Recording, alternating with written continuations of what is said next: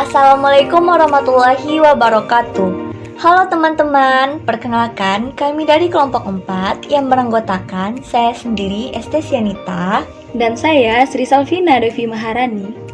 Di sini kami akan mencoba menjelaskan salah satu materi pembelajaran kita yaitu resiko audit. Apakah teman-teman tahu apa itu resiko audit? Jadi, resiko audit adalah resiko yang terjadi dalam hal auditor tanpa disadari, tidak memodifikasi pendapatnya sebagaimana semestinya atas suatu laporan keuangan yang mengandung salah saji material. Baiklah, selanjutnya jenis-jenis risiko audit. Dari rumusan model, risiko audit ada 4 jenis. Di antaranya, yang pertama, planned detection risk atau risiko deteksi yang direncanakan. Yang kedua, inherent risk atau risiko bawaan. Yang ketiga, control risk atau risiko pengendalian. Dan yang keempat yaitu acceptable audit risk atau risiko audit yang dapat diterima. Jadi berikut penjelasannya. Yang pertama, planned detection risk atau risiko deteksi yang direncanakan adalah risiko bahwa bukti audit yang dikumpulkan dalam segmen gagal menemukan kekeliruan yang melampaui jumlah yang dapat diterima. Yang kedua, inherent risk atau risiko bawaan adalah penetapan auditor akan kemungkinan adanya kekeliruan atau salah saji dalam segmen audit yang melampaui batas toleransi sebelum memperhitungkan faktor efektivitas pengendalian internal. Yang ketiga, control risk atau risiko pengendalian adalah ukuran penetapan auditor akan kemungkinan adanya kekeliruan atau salah saji dalam segmen audit yang melampaui batas toleransi yang tidak terdeteksi atau tercegah oleh struktur pengendalian intern klien. Yang keempat, acceptable audit risk atau risiko audit yang dapat diterima adalah ukuran ketersediaan auditor untuk menerima bahwa laporan keuangan mengandung salah saji material tanpa pengecualian telah diberikan.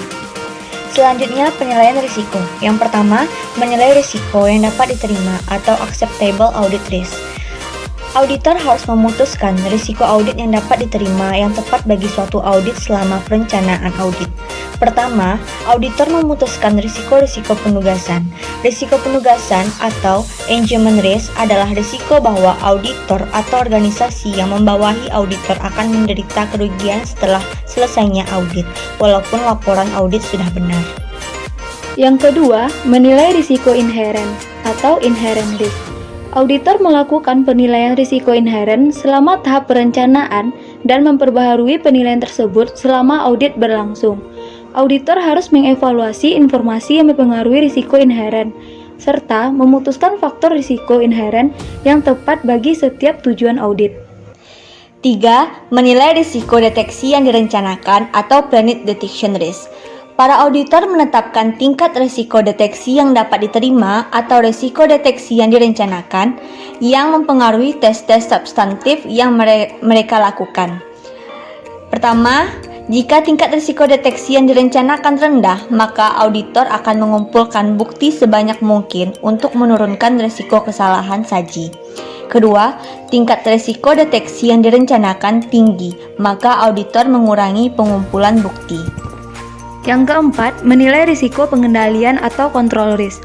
Auditor harus memahami perancangan dan pengimplementasian pengendalian internal untuk melakukan penilaian pendahuluan atas risiko pengendalian. Setelah memahami pengendalian internal, auditor dapat membuat penilaian pendahuluan atas risiko pengendalian sebagai bagian dari penilaian risiko secara keseluruhan. Penilaian ini merupakan ukuran ekspektasi auditor bahwa pengendalian internal akan mencegah salah saji material atau mendeteksi dan mengoreksinya jika terjadi. Selanjutnya yaitu hubungan antara resiko dengan bukti audit. Jadi, apabila auditor mempertahankan mengurangi bukti audit yang dikumpulkan, maka resiko audit menjadi meningkat. Selanjutnya yaitu faktor-faktor yang mempengaruhi resiko-resiko bukti audit. Yang pertama, yaitu ketergantungan pemakaian eksternal. Yang kedua, kemungkinan kegagalan keuangan. Yang ketiga, integritas manajemen. Yang keempat, sifat bisnis. Yang kelima, hasil audit sebelumnya. Yang keenam, penugasan awal versus penugasan berulang. Yang ketujuh, pihak-pihak yang terkait. Kedelapan, transaksi non-rutin. Kesembilan, pertimbangan yang diperlukan untuk mencatat saldo akun dan transaksi dengan tepat. Kesepuluh, unsur-unsur populasi. 11, faktor yang berkaitan dengan salah saji yang timbul akibat pelaporan keuangan yang curang. 12, kerentanan aktiva terhadap misapropriasi. 13, efektivitas pengendalian internal. 14, rencana pengendalian. Selanjutnya yaitu jenis bukti audit. Bukti audit adalah segala informasi yang mendukung angka ataupun informasi lainnya yang terjadi dalam bentuk laporan keuangan, sehingga auditor bisa menggunakannya untuk menyatakan pendapat utama mereka. Bukti audit bersifat vital karena bisa mendukung laporan keuangan yang diterima dari data akuntansi dan semua informasi penguat untuk bisa dikerjakan oleh para auditor. Yaitu 1. Bukti fisik. Bukti fisik merupakan bukti yang akan diperoleh oleh auditor secara langsung dengan melalui pemeriksaan fisik di dalam proses audit itu sendiri. Kedua, yaitu bukti matematis. Bukti matematis merupakan bukti yang diperoleh auditor melalui perhitungan langsung. Yang ketiga, yaitu bukti perbandingan.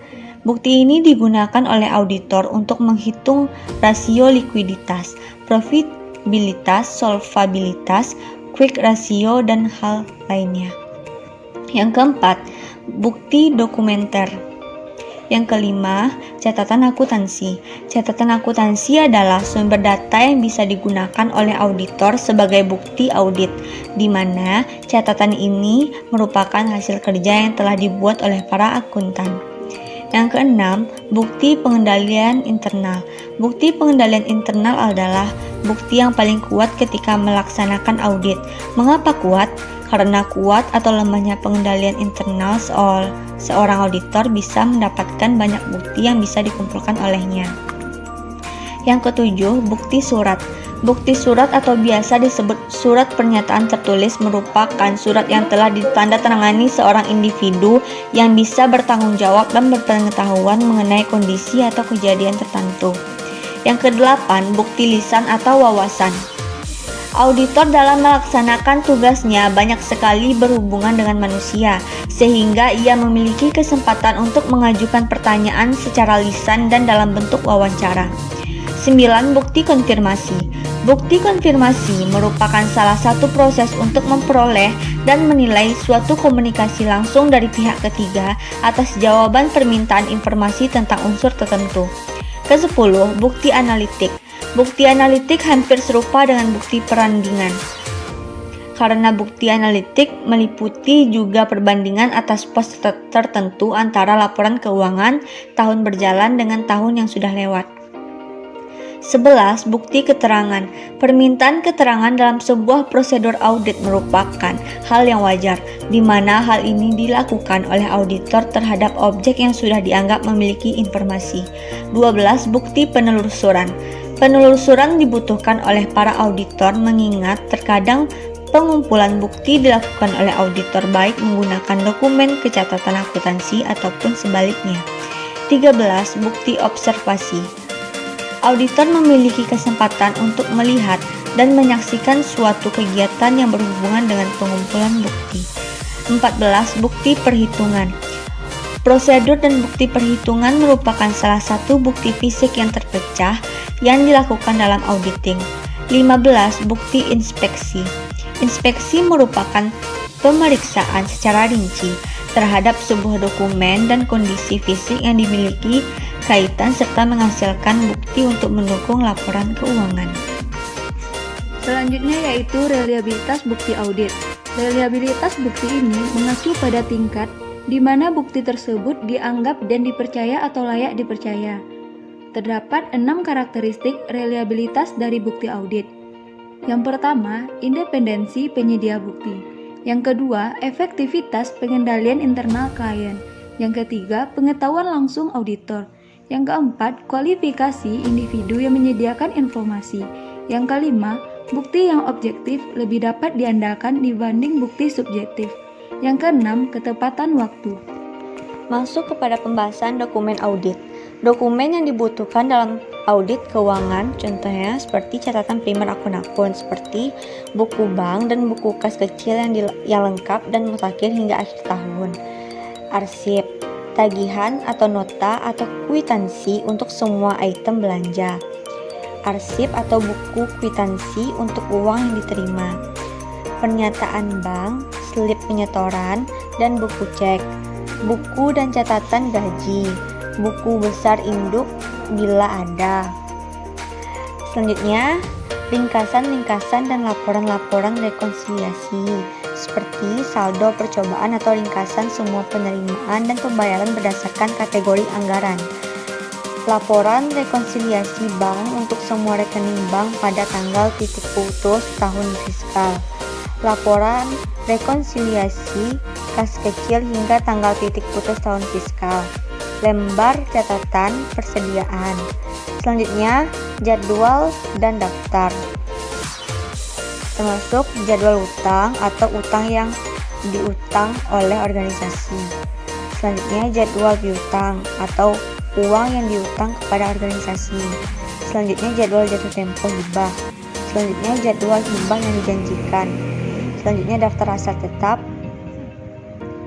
Dan untuk informasi lainnya, yaitu surat dari bank untuk mengonfirmasi saldo atau akan diminta oleh auditor sendiri. Selanjutnya, konstitusi organisasi. Selanjutnya, daftar anggota dewan pengurus dan staf. Selanjutnya, notulensi rapat dewan pengurus dan perjanjian pendanaan dengan lembaga donor dan persyaratan audit. Selanjutnya yaitu pertimbangan materialitas. Materialitas adalah besarnya nilai yang dihilangkan atau salah saji informasi akuntansi yang dilihat dari keadaan yang melingkupnya dapat mengakibatkan perubahan atas suatu pengaruh terhadap pertimbangan orang yang meletakkan kepercayaan terhadap informasi itu karena adanya penghilangan atau salah saji itu. Hal itu mengharuskan auditor untuk mempertimbangkan keadaan yang berkaitan dengan entitas dan kebutuhan informasi pihak yang akan meletakkan kepercayaan atas laporan keuangan auditor. Auditor melakukan pertimbangan awal tentang tingkat materialitas dalam perencanaan auditnya yang disebut materialitas perencanaan. Mungkin dapat berbeda dengan tingkat materialitas yang digunakan pada saat pengambilan kesimpulan audit dan dalam mengevaluasi temuan audit. Karena yang pertama, keadaan yang melingkupi berubah. Yang kedua, informasi tambahan tentang klien dapat diperoleh selama berlangsungnya audit. Pertimbangan materialitas mencakup pertimbangan kuantitatif dan kualitatif, berkaitan dengan hubungan salah saji dengan jumlah kunci tertentu dalam laporan keuangan. Pertimbangan kualitatif berkaitan dengan penyebab salah saji. Suatu salah saji yang secara kuantitatif tidak material dapat secara kualitatif material, karena penyebab yang menimbulkan salah saji tersebut.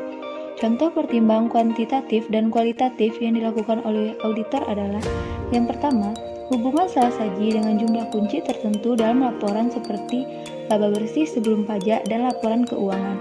Yang kedua, total aktiva dan ekuitas pemegang saham dalam neraca.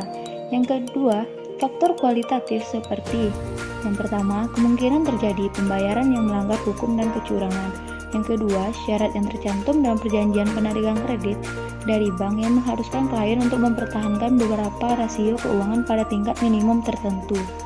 Yang ketiga, adanya gangguan dalam tren laba. Yang keempat, sikap manajemen terhadap integritas laporan keuangan. Selanjutnya, latihan menentukan materialitas. Sebagai contoh, auditor memutuskan kombinasi salah saji berjumlah 8% dari laba bersih sebelum pajak dipandang material untuk laporan laba rugi, dengan memperhatikan faktor kualitatif dalam saji tersebut. Oleh karena itu, jika kombinasi salah saji kurang dari 3%, auditor akan memandang sebagai salah saji yang tidak material dengan memperhatikan faktor kualitatif dalam salah saji tersebut.